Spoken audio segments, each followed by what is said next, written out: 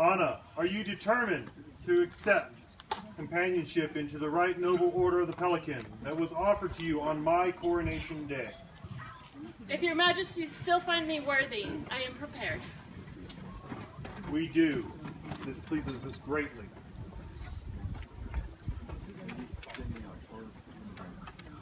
Lady Danielle,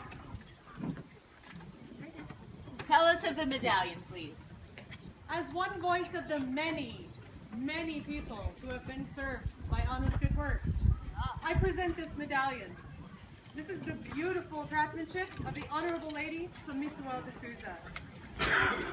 From this day until the end of days, we will look to it as a symbol of Anna's accomplishments and of her continuing service.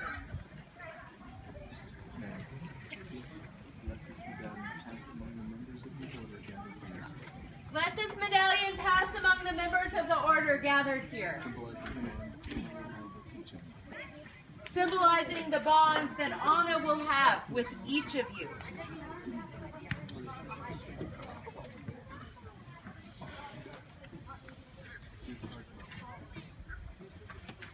Duke Artan, as a member of the Order of Chivalry, speak to the worthiness of this candidate and for our contribution to our warriors. I consulted with the members of the Order of Chivalry and enthusiastically support this elevation. And for my own part, I must say, when I got the letter from Her Royal Highness to ask her to speak, I was genuinely touched. And I wasn't exactly sure what I was going to say because there was so much. So I checked with my mentor, Sir Gabe. And I said, don't say the obvious things. How gracious she is, how lovely, how genuinely kind. How the fact that she's the one who really raised all of Bela's squires before they became knights. He said, stick to virtue, because knights know virtue. The virtue I want to speak of is courage. This woman has been in difficult situations in the before she was a peer, and as she was queen. She handled with aplomb and extreme bravery, sire. And when I look at all of us here, all of us that I'm familiar right now, she is the best one of all of us. And I wholeheartedly endorse this elevation. Thank you. Countess Matilda, as a member of the Order of the Laurel, speak to the worthiness of this candidate and her knowledge of the arts. My liege, my queen, I stand here today to represent the Order of the Laurel. And though it is a great honor, it is entirely superfluous.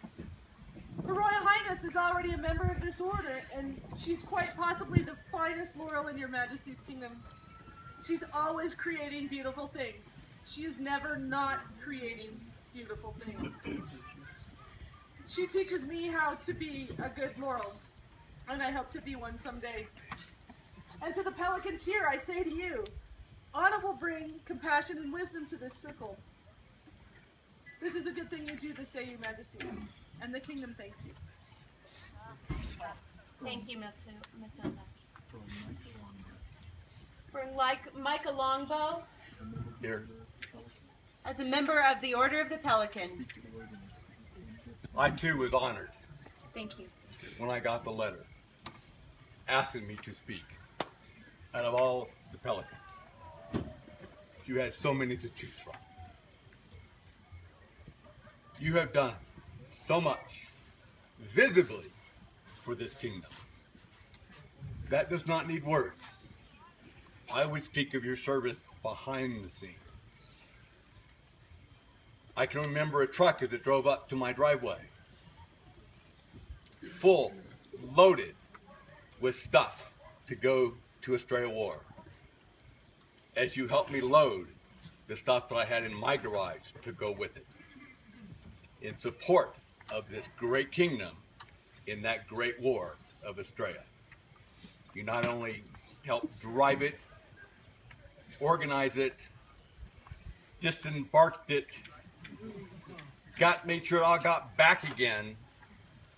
It's only a fine example without a word, asking for yourself.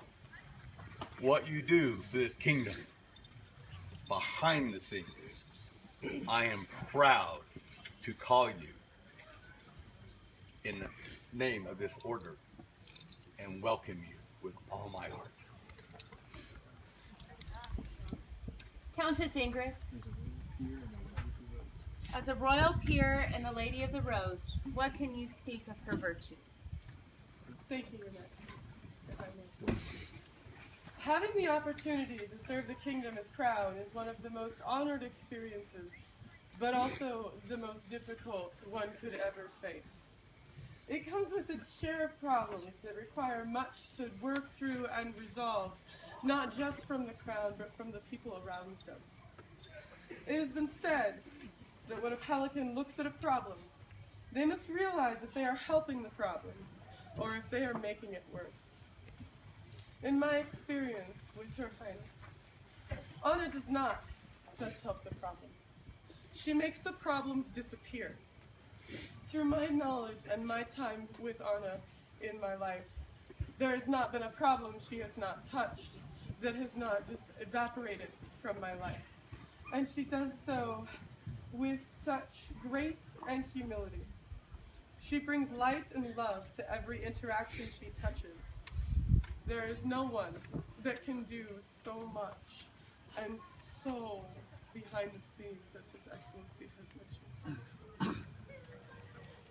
We as a kingdom are blessed to have her as ours. Your Majesty, this already great circle, filled with pelicans that have provided so much service to this kingdom, is made stronger by this addition, and I can think of no other more deserving of this recognition. Thank you.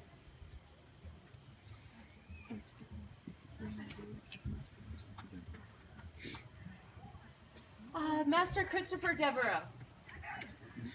I'm sorry. Thank you. Your Majesty, unfortunately, Master Christopher could not be here this day. He asked me to read his words on his behalf. Your Majesties, I have been asked to speak to the equity of Her Royal Highness. I can tell Your Majesties that I have seen or stood with Her Royal Highness on all of the fields of martial endeavor in our fair kingdom, at home and abroad. She kneels here in your court, a mistress of the laurel, showing her devotion to the arts and sciences, and as a royal peer many times over, showing her devotion to the kingdom and her people.